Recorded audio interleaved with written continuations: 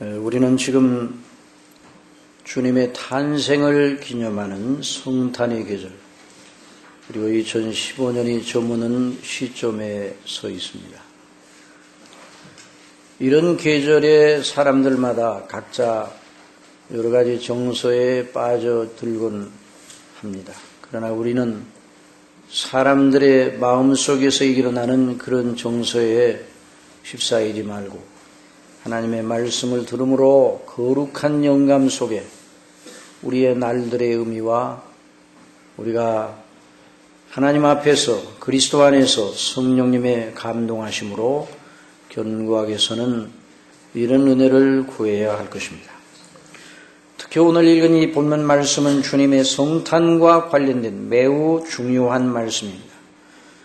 예수님 탄생을 예고하는 대표적인 예언의 말씀으로서 예수님 탄생하기 800여 년 전에 이사야 선지를 통해서 증거되는 말씀입니다.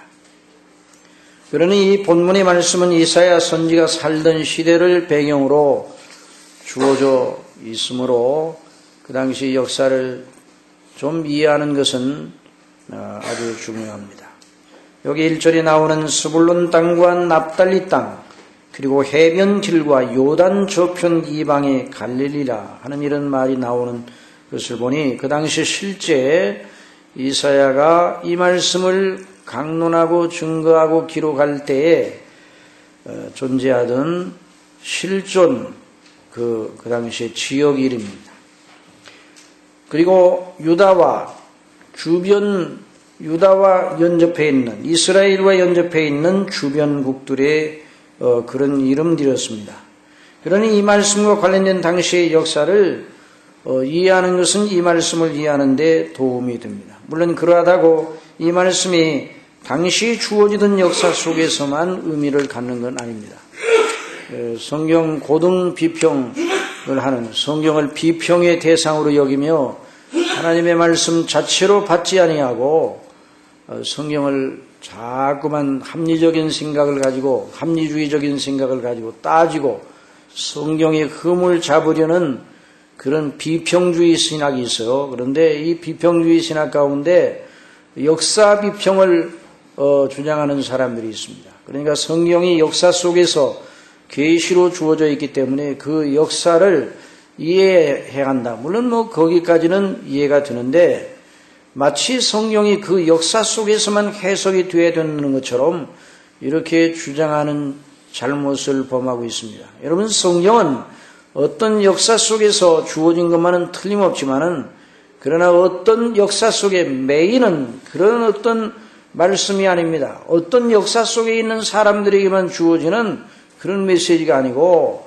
모든 시대, 모든 문화권, 모든 종교, 어느 나라, 어떤 상황 속에서든지 언제나 하나님의 백성들이 들어야 할 영원한 메시지를 증거하고 있습니다. 이것을 잊어서는 안 됩니다. 그래서 바로 역사 비평주의 신학에 빠져있는 역사 비평 또는 문서벽 비평하면서 문해적인 비평하면서 성경을 비평하는 이 고등 성경 비평 신학파에 속한 사람들은 기존 우리 하나님을 경외하는 진실한 믿음에서 벗어나 성경의 권위를 무시하고 결국 자기 믿음의 기준을 잃어버린 채 자기 본성에서 일어나는 종교의 본성을 따라서 나아가게 되는 겁니다. 그래서 이런 사람들을 통틀어서 우리는 자유주의 신학이다 또는 현대주의 신학이다 이렇게 말합니다. 그러나 우리는 이 본문 말씀 또는 구약이든 신약이든 어떤 말씀도 한 세대 그 말씀에 주어지던 역사 속에서만 의미가 있는 것이 아닙니다. 이전에 그 말씀을 증거하던 그 시대 이전에도 의미가 있었고 그 당시에도 의미가 있었고 그 이후에도 의미가 있었고 우리 주 예수 그리스도께서 오실 때까지 그 모든 말씀은 그 나름대로의 가치와 효력을 가지고 있는 겁니다. 그래서 구약 성경이 구약 시대에 쓰여져 있지만 오늘 신약 시대 이후에 살고 있는 우리에게도 동등한 가치로 동등한 영광과 그 놀라운 권위로 여전히 우리에게 말씀하고 있는 겁니다.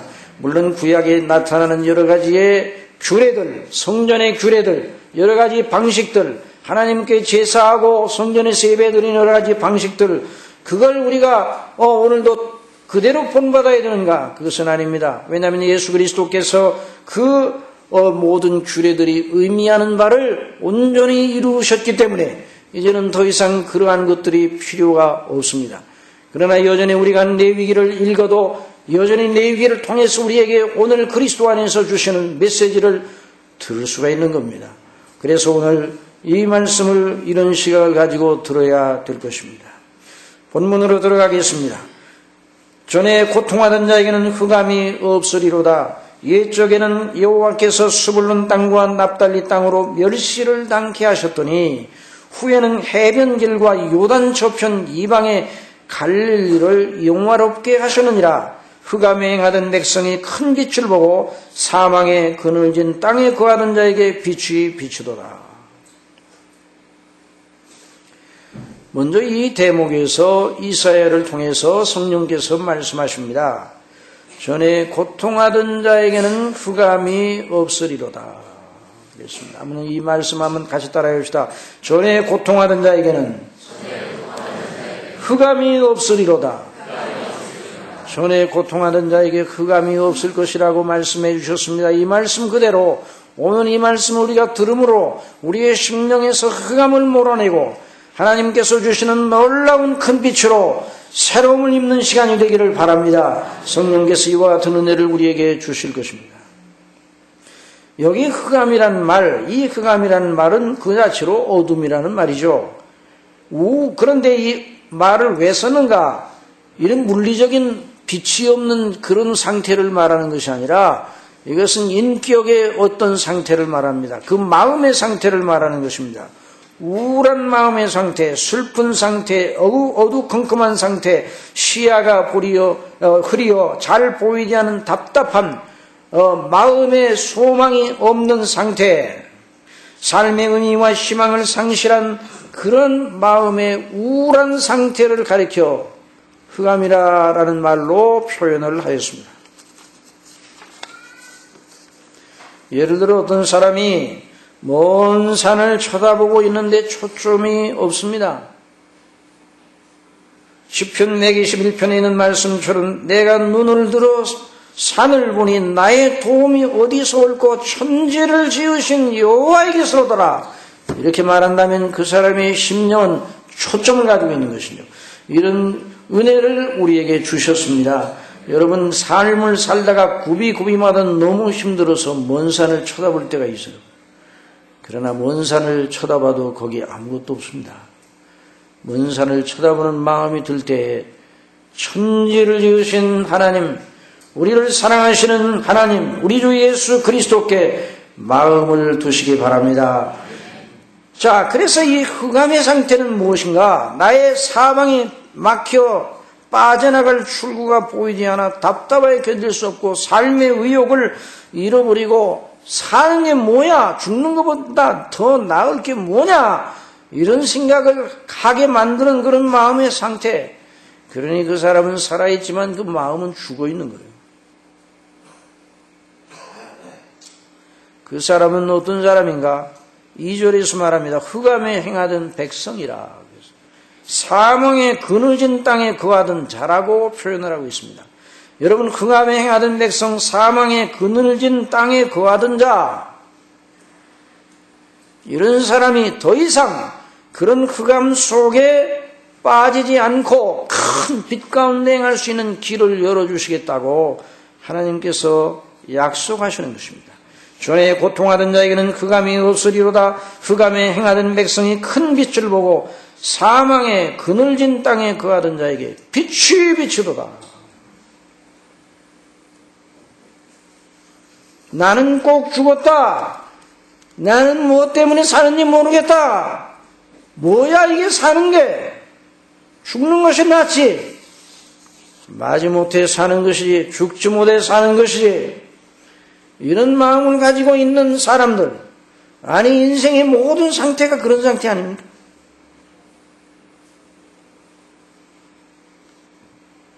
여기 소망의 메시지를 주고 계십니다. 오늘도 그 말씀을 하시는 것입니다.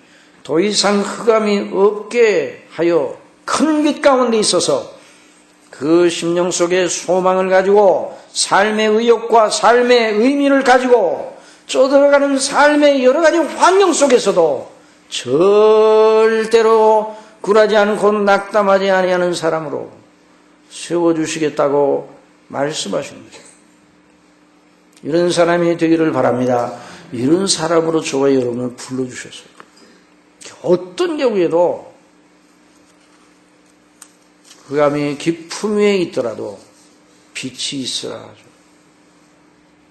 그 빛이 하나님의 모시기에 좋았다 말씀합니다. 그리스도 안에서 새로운 창조를 하시는 하나님께서 당신의 백성들 속에 이와 같은 은혜를 주시는 겁니다. 여러분, 그 빛이, 큰 빛이 무엇인가? 큰 빛으로 상징되는 장본인이 누구며 그것이 도대체 무엇인가 하는 걸 말씀을 통해서 들어야 될 것입니다. 자, 여기는 말씀, 옛적에는 여호와께서 스불론 땅과 납달리 땅으로 멸시를 당케 하셨더니, 여기 스불론 땅과 납달리 땅은 그 다음에 나오는 해변길과 요단 저편 이방의 갈릴리라는 말과 똑같은 말입니다. 자, 스불론 땅과 납달리 땅이 있었는데, 이 스불론 땅과 납달리 땅은 해변 가깝고, 그리고 요단강을 건너기 전에, 자, 이스라엘 사람들이 이제 광야를 거쳐서 가나안 땅에 들어가기 전에 요단강이 있었지 않습니까? 요단강을 건너기 전에, 그래 이방의 땅이에요. 가나안 땅에 비하여 이방의 땅이에요. 하나님께서 섭리와 통치 속에서 그 땅에 사는 백성들이 날마다 멸시와 곤고와 비참과 불행을 당하도록 그 왜 그렇게 하셨는지 그 이유에 대해서 우리가 잘 그 하나님의 섭리의 신비를 다 이해하지 못하겠지만은 그 지역에 사는 사람들은 늘 불행하였어요. 멸시를 당하였어요. 그 지역은 약속의 땅 가나안 땅에 속하지 않은 요단강 저편이었는데 왜 불행을 당하였는가? 가나안 땅, 젖과 꿀이 흐르는 땅, 하나님께서 아브라함에게 약속하시고 이스라엘로 들어가 거하게 하는 그 땅을 넘나보는 여러 강대국들이 많았는데 그 강대국들이 가나안 땅, 이스라엘이 사는 그 땅을 점령하고자 하면은 반드시 이곳을 거쳐서 가야만 되죠.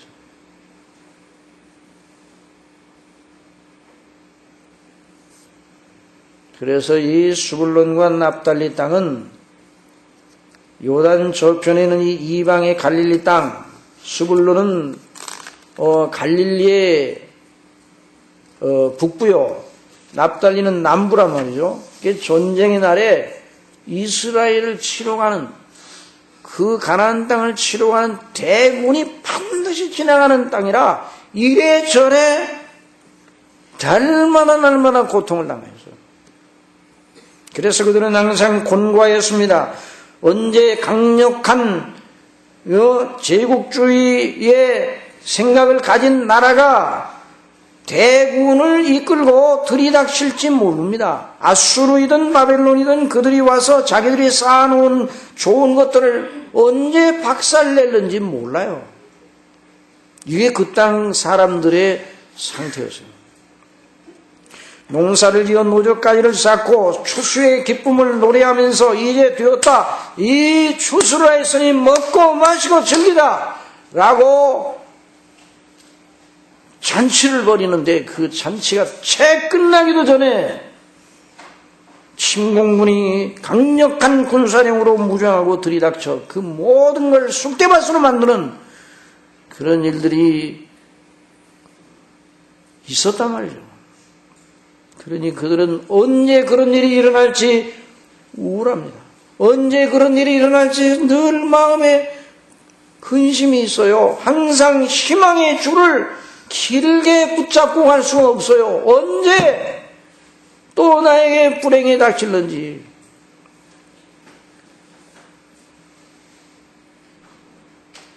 사랑하시는 성도 여러분, 잠깐 멈추어 이것이 인생의 실상이 아닌가, 저와 여러분이 사는 지상생애의 성격이 아닌가 잘 생각을 해야 됩니다. 그러니까 그 당시 역사 속에 있었던 그 지역의 사람들의 상태를 인생의 그 면모에다가 비추어 지금 생각하게 성령께서 이사야를 통해서 말씀하고 계시는 거예요. 여러분, 이 세상에 사는 우리의 날들이 기뻐하고 좋아하고 이런 날들만 계속 있었으면 좋겠다, 이렇게 생각하는 때도 있지만, 그런 잔치를 벌이지만, 그러나 그 잔치를 벌이면서도 마음속에 우울과 흑암이 있습니다. 웃음 끝에도 우수가 서려 있어요. 웃음 끝에도. 어느 사람이든지 마찬가지예요. 여러분, 이 세상에 성공을 했다고 하고 대단한 모든 걸 다 간직했다고 하면서 자기를 뽐내며 자랑하는 사람들은, 그 사람들이 잘됐다고 그러면서 깃발을 날린다 할지라도 그들의 심령 속에는 여전히 우울이 있는 것이죠. 웃음 속에 슬픔이 있는 겁니다. 이것이 인생이에요.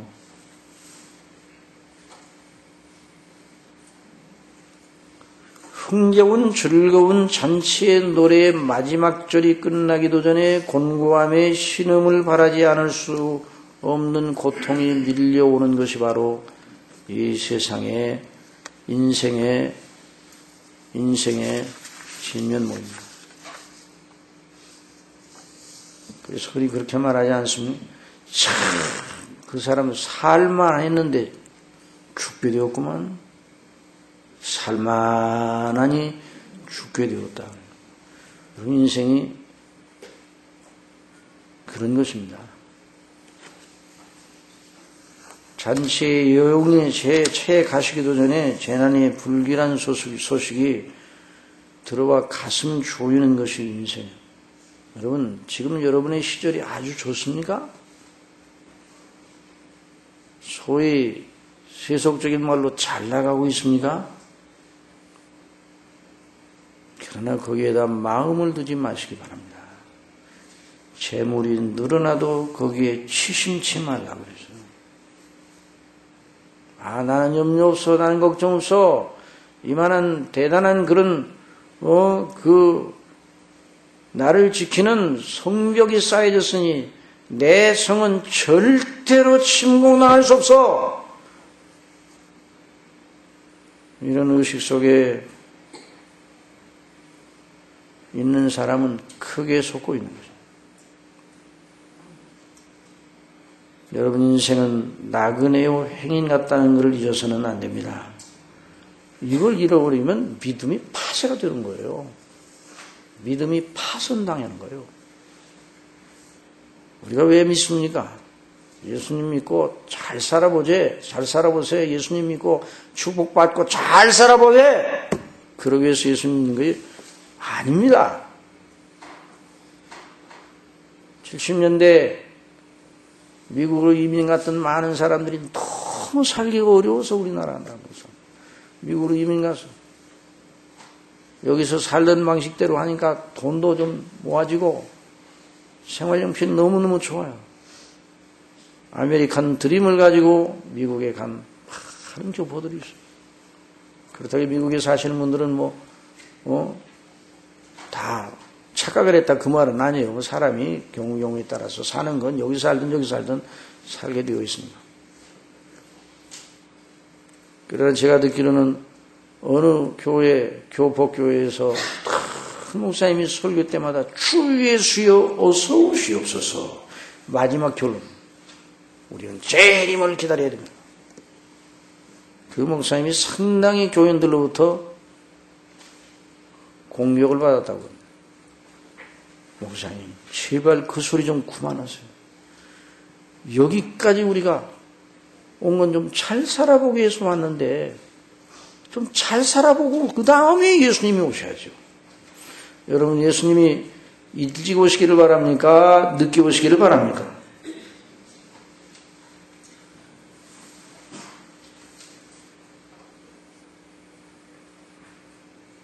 예수님 믿고 하나님께서 은혜를 잘 살아본 다음에 좀 누린 다음에 그리고 난 다음에 가도 가야지 뭡니까?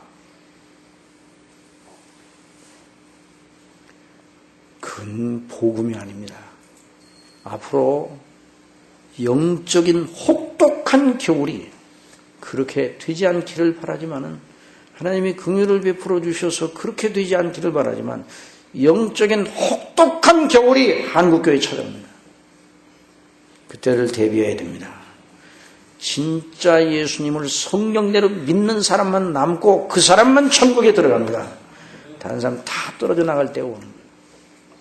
벌써 시작이 되었습니다.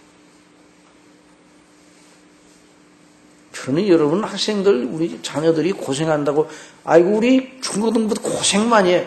여러분 영혼이나 걱정하십시오. 자신들의 영혼이나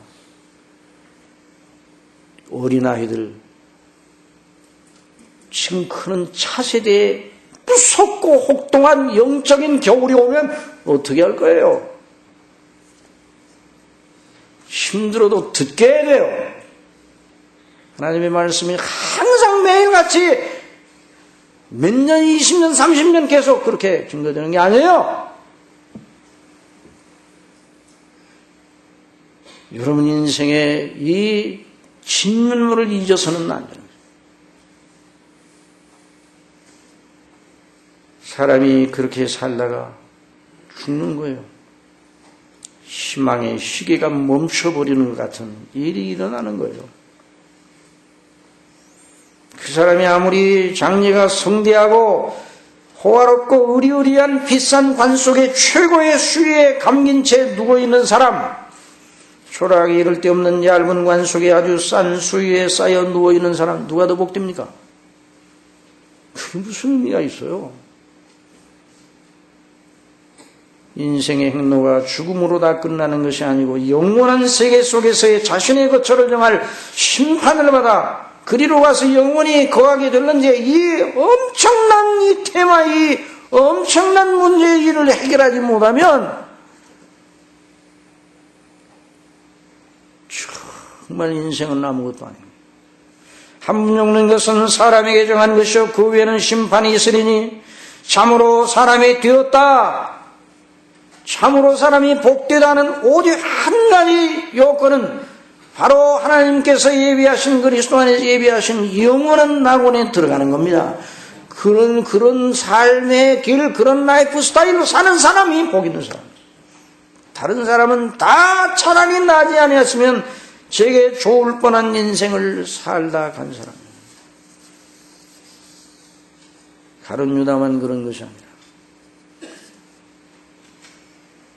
하여간 인생은 수불론 땅과 납달리 땅의 거민과 같이 죄 가운데 사는 인생, 하나님의 진노 아래는 인생, 영원한 지옥을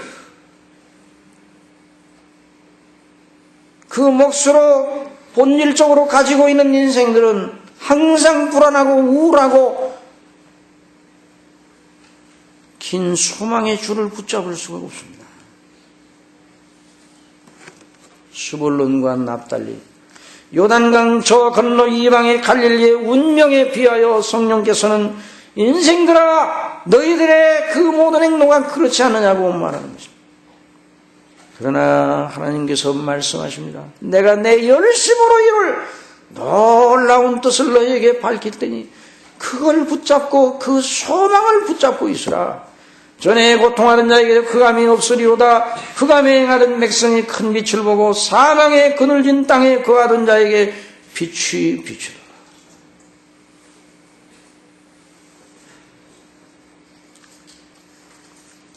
이제 하나님께서 그들로 더 이상 우울과 사망의 그늘진 상태에서 낙담과 이런 가운데 있지 아니하고 소망을 가지고 꺼지지 않을 영원한 소망의 불을 그 심령 속에 붙여주시겠다는 거예요. 멸시를 받던 인생들이 죄로 말미암아 만물의 영장이 주위에 있지만 만물보다 부패하고 그 참상이 만물 중에 가장 비참한 것이 인생이에요. 죄 가운데에서 구원받지 못하면 가장 비참한 게 인생입니다. 가장 고상한 집, 가장 좋은 음식을 먹고 가장 좋은 의식주를 누리면서 가장 비참하게 되는 게 인생이에요. 죄 가운데 있는 인생.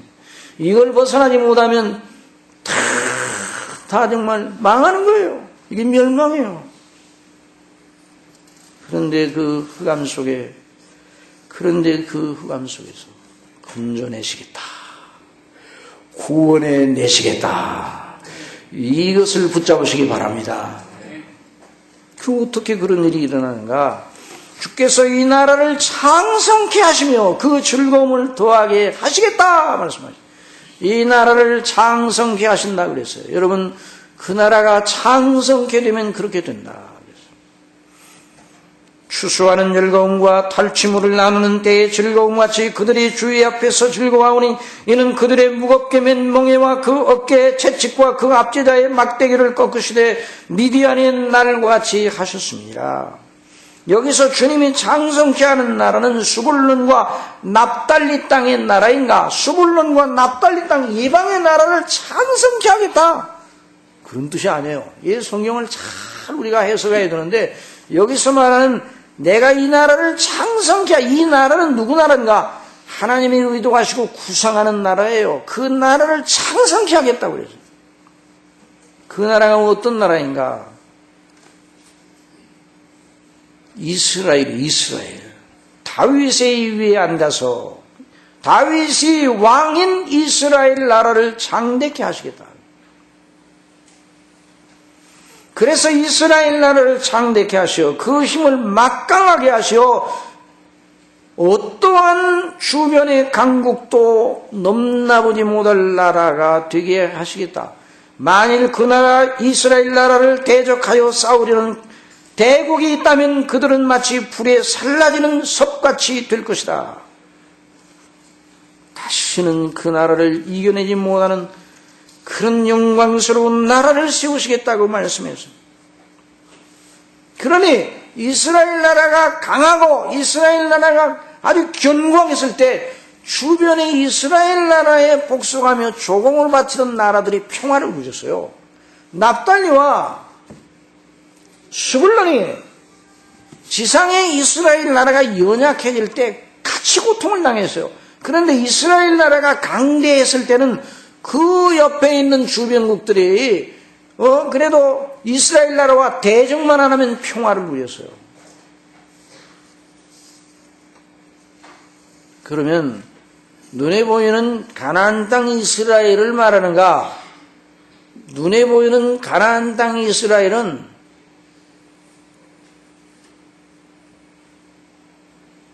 아주 연약하게 되었습니다. 이사야 이후 이사야가 선지자로 있던 그때부터 시작해서 7, 80년 후에 북국 이스라엘은 아수르에 망해버리고 말았어요. 그리고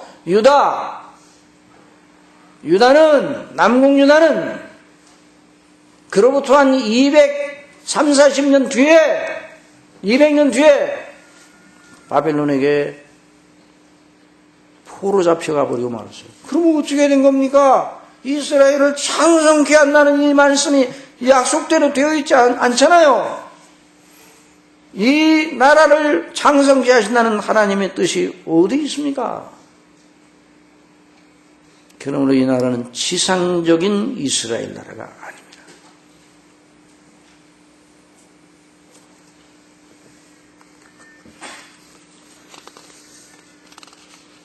지상적인 이스라엘 나라가 아니고 영적인 이스라엘. 한번 더 하겠습니다. 영적 이스라엘. 영적인 이스라엘을 이루시겠다. 영적인 이스라엘 나라, 영적인 이스라엘의 왕국을 이루시겠다고 약속하신 거죠. 여러분, 이 나라의 백성들은 복이 있습니다. 이 나라의 백성들은 영생합니다. 왜냐하면 이 나라는 영원하기 때문입니다. 그럼 어떤 식으로 이 강력하고 영원한 나라, 다른 나라들은 다 영원하지 못했어요. 여러분, 지상에 있는 이 강국들, 역사상 강력한 군사력과 그 정부의 권위와 집권력을 가졌던 나라들이 다 어떻게 됐습니까?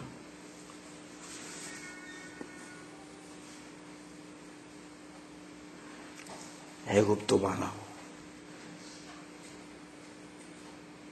아수르도 망하고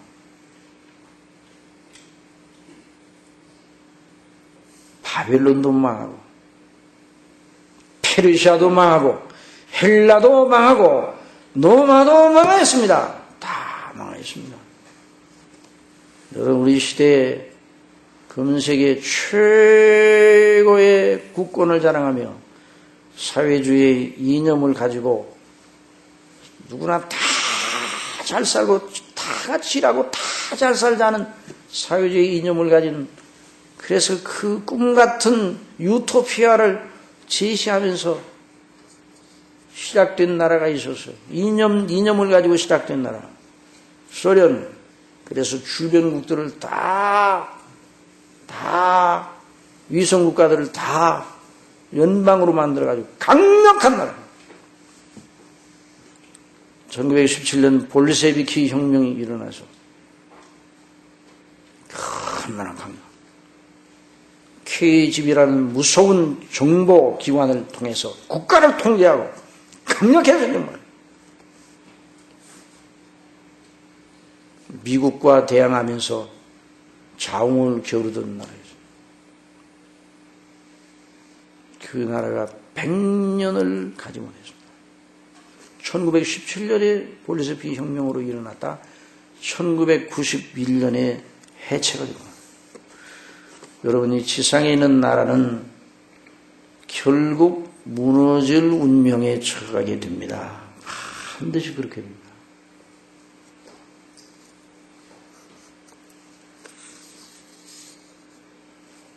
그러나 이 나라는 망하지 않은 나라인데, 이 나라를 세우기 위해서 하나님께서 어떤 뜻을 가지고 계신가? 이 나라가 도대체 누구로 말미암아 이루어집니까? 6절에는 말씀 나가지 봅시다. 시작. 이는 한 아기가 우리에게 낳고 한 아들을 우리에게 주신 바 되었는데, 한 아들을, 거기까지 계세요. 한 아들을 주시네. 아기를 주시겠다.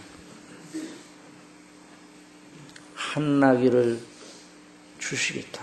한 아기가 우리에게 낳다. 한 아들을 우리에게 주시겠다.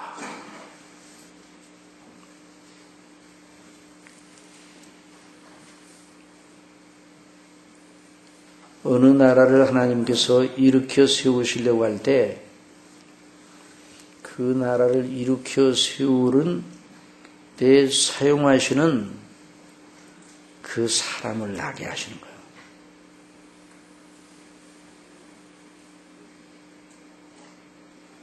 하나님께서 이사야를 통해서 고레스 왕에 대한 이야기를 이사야를 통해서 예언을 하십니다. 한 240~50년 전에 고레스를 통해서 바사, 페르시아 그 나라가 일어나서 바벨론을 쳐부술 것이다. 내 종 고레스, 내 기름 부음 받은 종 고레스가 나의 명을 쫓아 일어날 것이라고 말씀해 주셨어요. 고레스에 대하여 이르기는 그는 나를 나의 목자라 나의 모든 기쁨을 성취하리라며 예루살렘에 대하여 이르기를 중건들이라. 포로 잡혀 같은 데서 벗어나서 바벨론의 그 소나기에 벗어나서 다시 예루살렘으로 돌아오리라. 나 여호와는 나의 기름받은 고레스의 오른손을 잡고 열국으로 그의 앞에 항복하게 하며 열왕의 거리를 풀며 성문을 그 앞에 열어서 닫지 못하게 하리라. 내가 고레스에게 이르기를 내가 내 앞서 가서 험한 것을 평탄케 하며 논문을 쳐 부시겠다고 그랬어요. 이 고레스에 대한 예언을 하셨는데, 이 고레스의 그 사적을 보면 고레스가 나가는 진군에 나가는데 그 주변국들이 제발 우리를 치지 마소서. 우리는 당신에게 절대 복종할 테니까 제발 치지 마소서. 고레스가 싸우지 않고 쭉 지나가면 그냥 고레스의 영토가 될 정도로 그렇게 놀랍게 하나님께서 구원을 주셔요. 고레스가 바사를 세워가지고 바벨론을 무너뜨렸죠. 바벨론 그 완강한 성 바벨론은 무너질 수 없는 성이라고 그래요. 그 당시 사람들이 무너질 수 없는 성이라고. 왜냐면 20년 동안 먹을 것을 다 그 성 안에다가 다 쌓아놓고 그 바벨론 성곽이 얼마나 견고한 거니 보초들이 서서 저 대적이 오면은 보초들이 서서 긴장하는 것이 아니라 웃었다는 거예요. 너희들 와가지고 댐비 열어봐라. 우리 성을 넘나가 어림도 없는 소리. 무너질 수 없는 난공불락의 성이었습니다. 사람들의 생각에는. 그러나 하나님께서 고레스에게 더 큰 능력을 주셔서 하룻밤에 그 바벨론의 국권을 무너뜨렸어요. 하나님 그렇게 하셨어요. 모든 권세는 위로부터 난다고 그랬잖아요.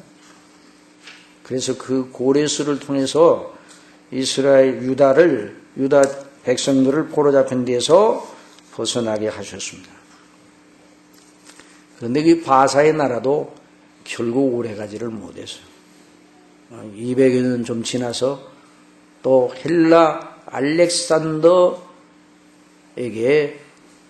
다 초토화가 됐습니다. 이게 하나님이 잠깐 쓰시기 위해서 그렇게, 그래서 고레스에 대한 예언을 하시거든요. 그런데 고레스에 대한 예언도 결국 궁극적으로 누구에 대한 예언인가? 결국 다른 나라는 다 결국 쓰러질 때가 있지만 한 아기, 우리 주 예수 그리스도, 아기로 태어나셔서 오신 그 그리스도의 나라는 영구하다는 것을 보여줍니다. 이 나라만 영구합니다. 여러분, 역사가 왜 진행되는가? 이 나라 때문에 진행되는 거예요. 이 나라 때문에 역사가 진행되는 겁니다. 여러분, 우리나라의 현재 국권이, 전 세계에서 현재 국권이 어느 정도 위치에 있는가? 정확하게는 모르지만은 우리가 대충 이렇게 볼 때 우리나라를 무시할 수 없는 나라로 하나님께서 세우셨어요. 여러분, 우리나라가 무시할 수 있는 나라였습니다. 아니, 기억도 못하는 나라였어요. 근데 왜 그런가? 바로 한 아기를 통해서 세우시려는 놀라운 나라 때문입니다. 이 나라에 하나님의 택한 백성들을 통해 바로 그 한 아기를 통해서 세우시려는 나라의 이 역사가 중요한 의미를 가지기 때문에 우리나라를 건져주시고 이렇게 세우죠. 그런데 교회들이, 하나님의 교회가 하나님의 말씀에 따라 온전히 서지 못하고 엉뚱한 짓을 하고 이 영광스러운 나라에 대한 소망과 기대를 가지고 그 나라의 백성으로서의 길을 가지 못할 때 앞으로 어떻게 될는지 제일 두렵고 무서운 일이 바로 그거입니다. 그런 일이 없어야 됩니다. 하여튼간에 하나님께서 그 아기, 우리 주 예수 그리스도의 그 아기, 그분이 오셔서 아기로 오셔서 그 아기의 어깨 위에 정생한 모였다고 그랬어요. 그리고 그 이름은 누구예요? 그 이름은 기묘자라, 모사라, 전능하신 하나님이라, 영존하시는 아버지시라. 그 아기로 태어나신 우리 예수님이 저 나사렛, 아니 베들레헴에 태어나셔서 나사렛에서 자라나신 그 예수님이 영존하시는 아버지요, 전지전능하신 하나님이십니다. 말씀이십니다. 하나님 아버지의 영원하신 아들이에요. 그러니까 그분이 세우시는 그 나라는 어떤 나라겠어요? 그 어떤 나라도 그분이 세우시려는 그 나라에 비할 나라는 없어요. 그 나라의 성정은 어떤 성정인가? 평강의 왕이라. 한번 말해주세요. 평강의 왕. 그 나라의 성정은 무슨 왕이라고요? 평강의 왕. 그 나라의 왕이 누구냐에 따라 그 나라의 성격이 달라지는 거예요. 여러분, 우리 20세기 이 비참한 이 근대사회에서의 이 히틀러가, 나의 투쟁하면서 독일 게르만 민족의 우수성을 그걸 갖다가 강조를 하면서 묘하게 게으름한 민족이 전 세계를 지배해야 역사가 바로 발전이 된다고 말하면서 나의 주장을 외쳤던 그 히틀러에게 독일의 그 똑똑하다는 독일 사람들, 그 가장 어리석은 짓을 행한 사람들이 바로 그 사람들 아니에요? 그 히틀러에게 온전히 복종을 하면서 하이틀러 하면서 그런 때가 있어서 히틀러의 사상 속에 뭐가 있느냐에 따라 그 히틀러가 통치하던 기간 속에 그 나라의 성격이 결정되는 거예요. 이게 독일이 참 그 당시에 나쁜 나라였어요. 2차 대전 영화를 보면 달마다 독일인 투구가 나오잖아요. 그래, 그 영화 속에 항상 나쁜 사람들, 독일 사람들. 왕이 누구냐에 따라서, 통치자가 누구냐에 따라서 달라지는 거예요. 우리 예수님이 평강의 왕이십니다. 평강의 왕. 이 나라는 무슨 나라인가? 의에 거하는 나라입니다. 한번 따라 합시다. 하나님의 나라는 성령 안에서 의와 평강과 희락이라.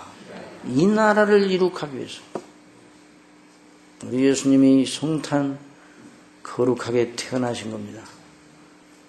성탄절은 먹고 마시고 즐거워하고 또 죄악이 아주 난무하는 그런 계절이 되었는데 우리 성도들은 성탄의 계절 속에 이 놀라운 뜻을 다시 한번 기억해야 돼요.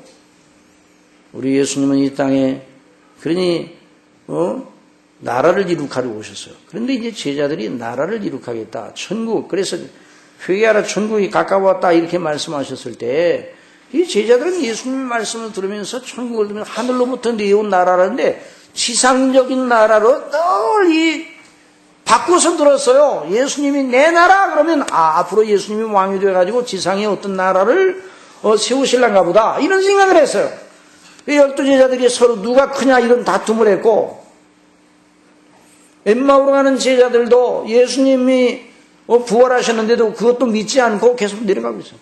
왜 내려가서? 죽었다 이 말이에요. 왜 죽었어요? 죽었으니 끝장이요. 우리는 그가 이스라엘을 대속할 자라고 구속할 자라고 바라노라. 이스라엘을 대속하여서 이스라엘을 구속하여서 로마 악정에서 벗어나게 해서 멋진 나라, 강대한 나라를 일으켜 세울 거라고. 그래서 오병이요 5,000명을 보리떡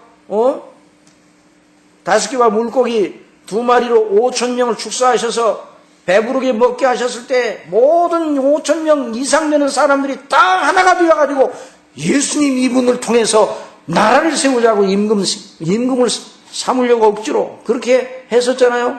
그러니까 이 예언의 그 성취가 바로 예수님이 지상나라를 세워가지고 로마를 거꾸로 뜨리고 나름대로의 어떤 좀 빛나는 지상적인 어느 나라를 이룩하여 크게 영광을 돌릴 것이다. 이렇게 생각을 했어요.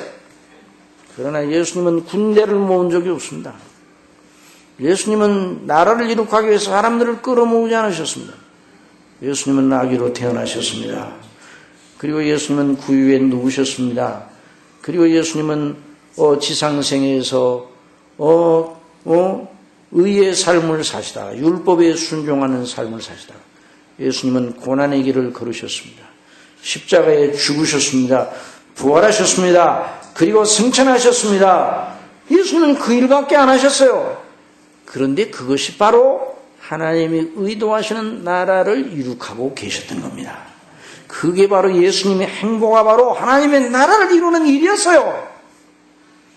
그러므로 예수님이 태어나신과 성육신하시고 성령으로 잉태되신 그 일, 예수님께서 사시면서 하나님의 말씀에 철두철미하게 복종하신 그 일, 율법을 이루신 일, 그리고 예수님이 십자가에 못 박혀 죽으신 일, 그리고 부활하신 것, 그리고 승천하시고 하나님 우편에 계시고 성령님을 보내주신 일, 보혜사 성령님을 오순전에, 그리고 성령님을 통해서 복음을 증거하고 전파하는 일, 그리고 복음을 전파할 때 성령이 역사하셔서 믿도록 하시는 일, 회개하고 거듭나서 믿게 하시는 일, 그 일을 통해서 하나님의 나라, 바로 아버지의 나라, 사랑하는 아버지의 사랑하는 아들의 나라를 이룩하고 계시는 것입니다.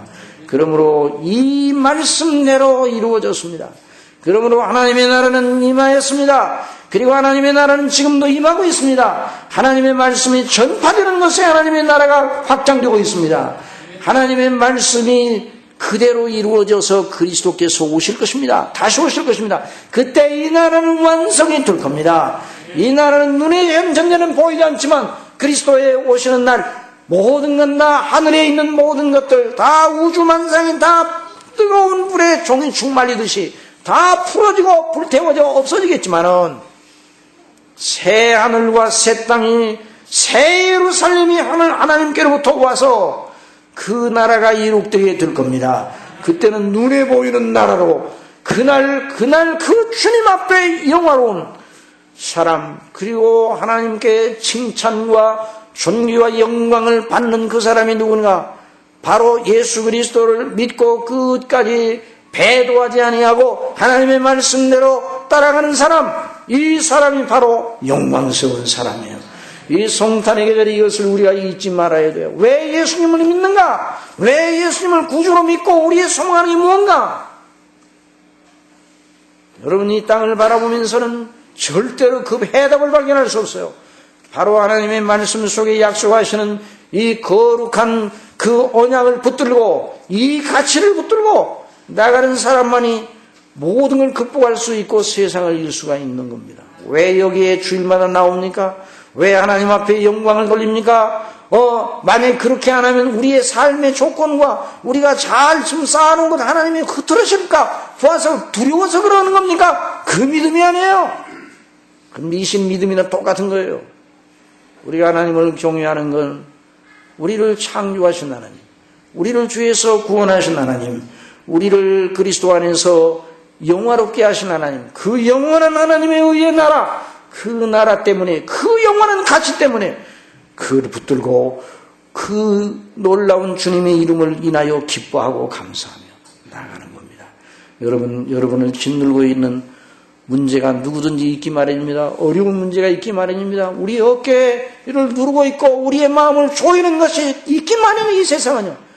그러나 그런 것이 없는 세계를 꿈꾸지 마시기 바랍니다. 이 세상은 그러지 마시고 그리스도 안에 큰 빛 가운데 흑암 가운데 있지 말고 그리스도 안에 있기를 바랍니다. 이 아기 예수님을 통해서 이룩하신 그 나라, 아기 예수님의 이름으로 인하여 지금도 이루고 있는 그 나라, 다시 오실 주님의 영광의 나라를 바라보면서 소망을 가지면 성령께서 그때마다 때와 또한 일마다 때마다 역사하셔서 하나님이 기뻐하시는 그런 마음을 가지고 나가고 소망을 가지고 나갈 수 있도록 빛 가운데서 걸어갈 수 있는 이런 놀라운 은혜를 지금도 베풀어 주시는 겁니다.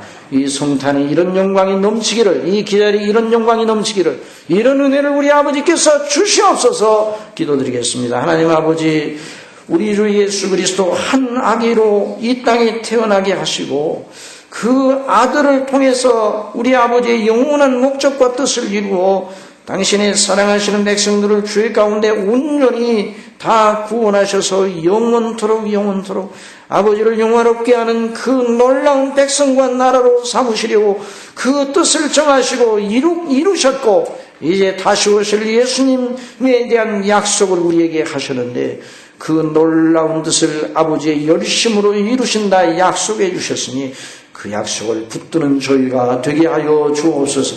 어떤 것에서도 나의 도움이 어디서 올고 내가 산을 향하여 눈을 돌리라 나의 도움이 어디서 올고 천지를 지으신 여호와 그리스도 안에서 나를 택하시고 구원하신 우리 아버지 우리 주 예수 그리스도 성령님 성삼위 하나님께 있다고 늘 고백하고 저희들이 믿음으로 말하고 믿음으로 생각하게 하여 주옵소서. 예수님의 이름으로 기도드리옵나이다.